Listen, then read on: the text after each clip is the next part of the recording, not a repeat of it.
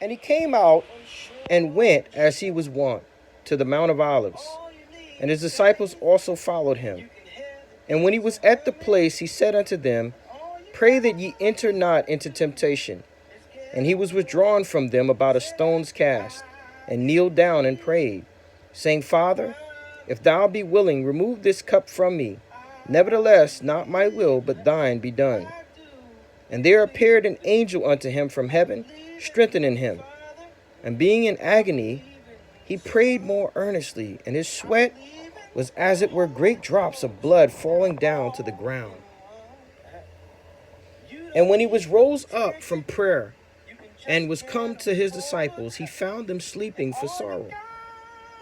And said unto them, Why sleep ye? Rise and pray, lest ye enter into temptation. And while he yet spake, behold, a multitude, and he that was called Judas, one of the 12, went before them, and drew near unto Jesus to kiss him. But Jesus said unto him, Judas, betrayest thou the Son of Man with a kiss?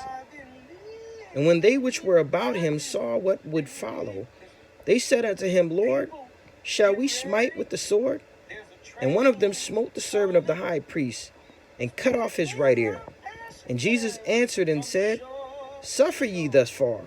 And he touched his ear and healed him.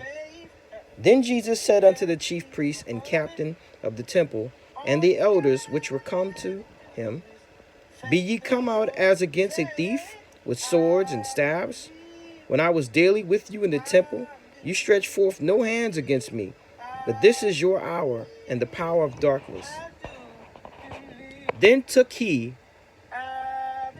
they him, and led him, and brought him into the high priest's house. And Peter followed afar off.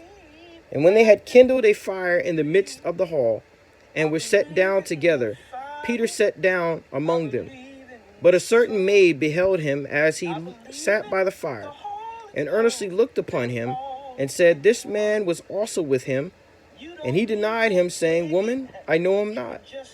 And after a little while another saw him, and said, Thou art also of them.